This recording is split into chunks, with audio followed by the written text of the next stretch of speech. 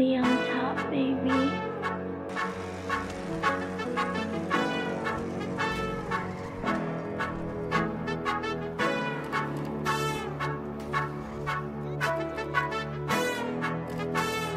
Swifty on the beat.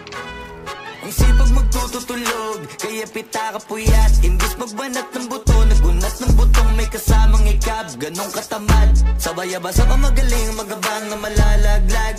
At nagtataka ka pa kapag sabay sa mawala ka na nakakapkap. Clap, clap, clap, ang hilig mo sa teka muna. Kaya imbis sa lapian nakuha mo muta. Punto ko sana makuha, na baka sa kakahiga mo ay diyan ka makuba. Anong mission mo sa lupa?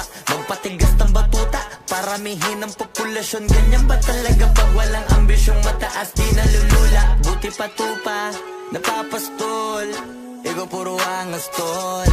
Halata nagpapanggap, pagda sa labas ng door.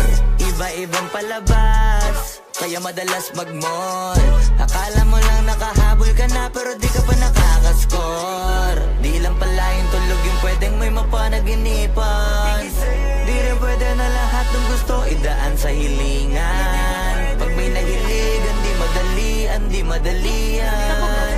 Ba't di pagigilan, sige, ikay magpursige kasi di pa huli.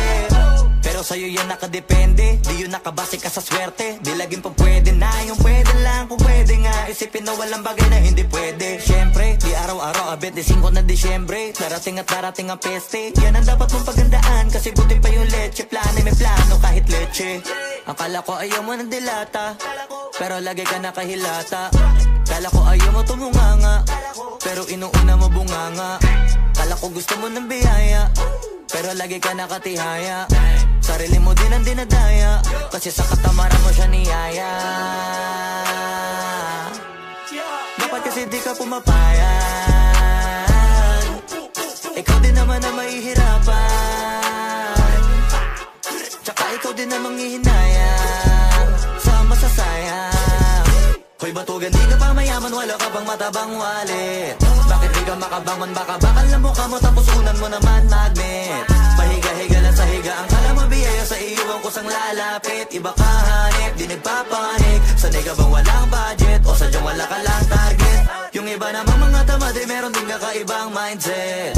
Kaso lang hindi natin alam kung utak mo talaga nila ang ginagamit o gumagamit. Pag walang wala at pagkakailanganin sa patalim kumakapit. Pag walang arip, sige ang dalit, sige ituloy mo pa pare hanggat hindi ka pa sumasabit. Sana malabanan mo sarili mo na sanay na puro kahingi. Alam mo naman siguro sa sarili mong hindi yan nakakabilib. Tapos siya pa yung galit sa'yo sa pilitan.